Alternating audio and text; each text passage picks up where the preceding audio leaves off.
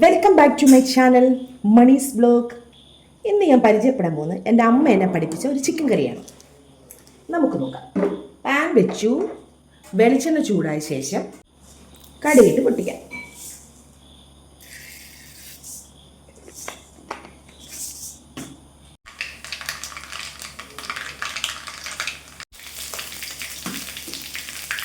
കറിവേപ്പില ഇട്ടു.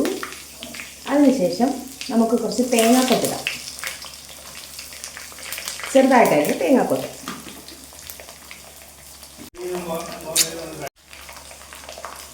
തേങ്ങ നല്ലതായിട്ടൊന്ന് മൂപ്പിക്കാം. തേങ്ങ ചുമന്ന് വരുമ്പോഴത്തേന് നമുക്ക് അടുത്ത നമ്മുടെ ഇഞ്ചി ഇടാം. കുറച്ച് ഇഞ്ചി, കുറച്ച് വെളുത്തുള്ളി, ഇഞ്ചി ഇട്ടു. അതൊന്ന് പച്ചമണം മാറട്ടെ, നമുക്കൊന്ന് വെയിറ്റ് ചെയ്യാം. നമ്മൾ ചതച്ച് വെച്ചിരിക്കുന്ന പച്ചമുളക് ഇട്ടു. എല്ലാ സാധനവും ഞാൻ കല്ലിൽ വെച്ച് ചതച്ചാണ് ഇത് ഉപയോഗിച്ചിരിക്കുന്നത്. അത് കഴിഞ്ഞ് നമ്മുടെ കൊച്ചുള്ളി, ചതച്ച് വെച്ചിരിക്കുന്ന കൊച്ചുള്ളി ഇടാം. ചതച്ച് വെച്ചിരിക്കുന്ന സവാള ഇടാം. ഇതെല്ലാം നല്ലതായിട്ടൊന്ന് ചുമന്ന് വരുന്നിടം വരെ ഒന്ന് വഴറ്റാം. പിന്നെ ഇതിനകത്ത് വേറെ സാധനം എന്ന് വെച്ചാൽ ഒരു ഉണ്ടമുളക് 2-3 എണ്ണം ഒന്ന് ചതച്ച് വെച്ചിട്ട് അതുകൂടെ ഇടാം. ഇനി ഉപ്പും ചേർത്ത് നമുക്കൊന്ന് വഴറ്റാം.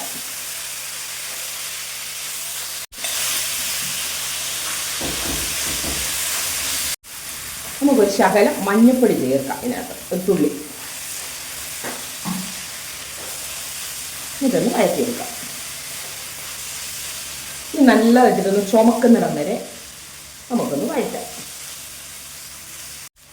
അതിനുശേഷം നമുക്ക് 2-3 തക്കാളി ചേർക്കാം. തക്കാളിയൊക്കെ ചേർത്ത് നന്നായിട്ടൊന്ന് വഴറ്റാം. തക്കാളി വഴറ്റിയതിന് ശേഷം നമുക്ക് കുറച്ച് മല്ലിപ്പൊടി, കുറച്ച് മുളക് പൊടി, ഇച്ചിരി മഞ്ഞൾപ്പൊടി, കുറച്ച് ഗരം മസാല ഇത്രയിട്ട് നല്ലതായിട്ട് വഴറ്റാം. മസാലയുടെ പച്ചമണം എല്ലാം മാറിക്കഴിയുമ്പോൾ നമുക്ക് നമ്മുടെ ചിക്കൻ അങ്ങോട്ട് ഇടാം.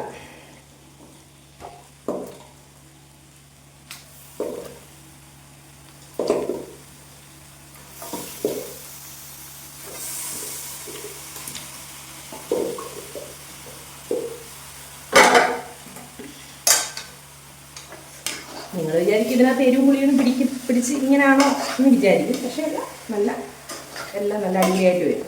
ഇതെൻ്റെ അമ്മ ഉണ്ടാക്കിയ റെസിപ്പി ആയതുകൊണ്ട് എനിക്ക് വളരെ ഇഷ്ടമാണ്. ചിക്കനും അരപ്പും എല്ലാം കൂടെ ചേർത്ത് നമുക്ക് നന്നായിട്ടൊന്ന് ഇളക്കാം. അമ്മ പറയുന്നത് അധികം അരപ്പ് ചേർക്കണ്ട, അപ്പം ചിക്കൻ്റെ ടേസ്റ്റ് ഒന്ന് പോകുമെന്നാണ് പറയുന്നത്. അതുകൊണ്ട് ഞാൻ അധികം അരപ്പ് ഒന്നിനും ചേർക്കാറില്ല.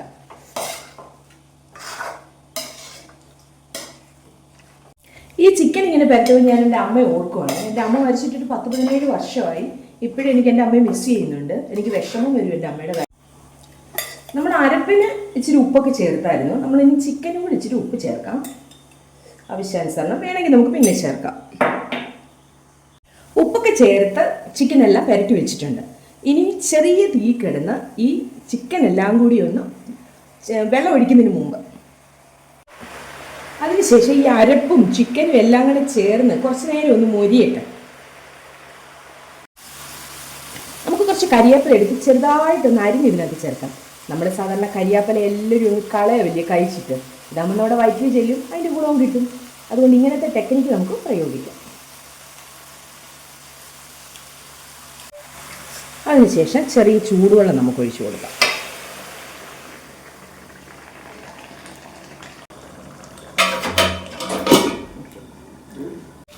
നമുക്കൊന്ന് അടുപ്പ് തുറന്നിട്ട് ഇളക്കി നോക്കാം.